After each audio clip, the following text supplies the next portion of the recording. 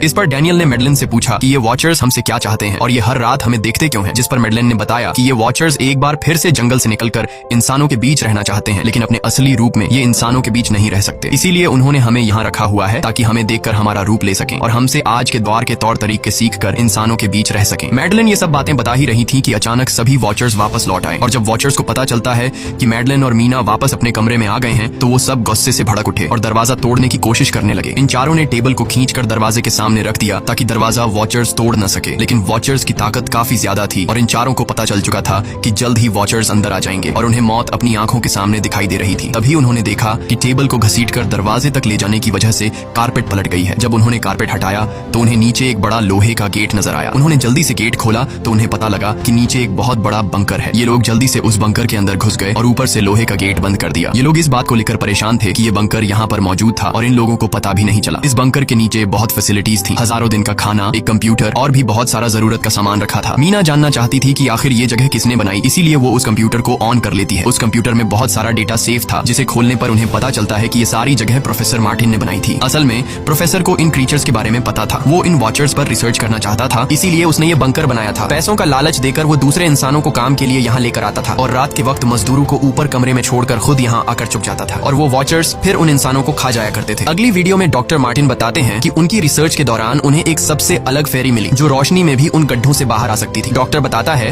कि उस वॉचर ने एक बच्ची का बिल्कुल परफेक्ट रूप ले लिया था जिसे कोई पहचान नहीं सकता था। वो बहुत अच्छी थी। उसने डॉक्टर मार्टिन को मारा नहीं। डॉक्टर मार्टिन उसे यहाँ ले आया। तभी प्रोफेसर ने कैमरा को दूसरी तरफ मोड़ा। तब उन्होंने देखा कि प्रोफेसर ने उस छोटी सी बच्ची के रूप में आए वो क्रीचर को पिंजरे में कैद कर लिया है। पता नहीं डॉक्टर उसके साथ कौन सा एक्सपेरिमेंट करने वाला था। उस कंप्यूटर में बहुत सी वीडियोस थी और हर वीडियो में कुछ न कुछ बताया हुआ था। मीना बस ये जानना चाहती थी कि आखिर में क्या हुआ, इसीलिए वो सबसे आखिरी वीडियो प्ले करती है जिसमें वह देखती है कि प्रोफेसर खुद को और उस फेरी को मारने वाले हैं। मरने से पहले वह इस जंगल में फंसे हुए लोगों के लिए यहाँ से निकलने का रास्ता बता देता है और कहता है कि शाम में जिस डायरेक्शन में परिंदे भागते हैं उस डायरेक्शन में भागने से वे लोग इस जंगल से निकल सकते हैं। उसने इस रिकॉर्डिंग मैसेज में कहा था कि अगर कोई इस जंगल से निकलने में कामयाब हो गया तो यूनिवर्सिटी में जाकर मेरी सारी रिसर्च तबाह कर देना। मैंने यहाँ आकर बहुत बड़ी गलती कर दी। उसके बाद प्रोफेसर ऊपर चले गए और फिर 2 गोलियों की आवाज आई जिससे उन्हें समझ आया कि प्रोफेसर ने पहले उस फेरी को मारा और फिर खुद को गोली मार दी। आज रात ये चारों बहुत खुश थे क्योंकि उन्हें इस जंगल से जान छुड़ाने का रास्ता मिल गया था। अगली सुबह सभी लोग अब बंकर से बाहर निकलते हैं तो देखते हैं कि उनका सेफ हाउस उन वॉचर्स ने पूरी तरह तबाह कर दिया है और आज के दिन उन्हें लाजमी इस जंगल से निकलना होगा वरना ये लोग मारे जाएंगे क्योंकि रात को अब उनके पास छिपने के लिए कमरा भी नहीं बचाता। ये लोग अब यहाँ जंगल से निकलने के रास्ते में बढ़ने लगते हैं। वो परिंदे जिनके बारे में प्रोफेसर बता रहे थे वे तो शाम को उड़ने वाले थे, लेकिन उन्हें शाम होने से पहले जंगल से बाहर निकलना था। इसलिए मीना अपने पास मौजूद पैरट को आजाद कर देती है। जिस डायरेक्शन में वह उड़ता है उसी डायरेक्शन में ये लोग चलने लग जाते हैं। चलते हुए रास्ते में ही उन्हें एक कब्र मिली। मेडलिन उस कब्र को देखकर बताती है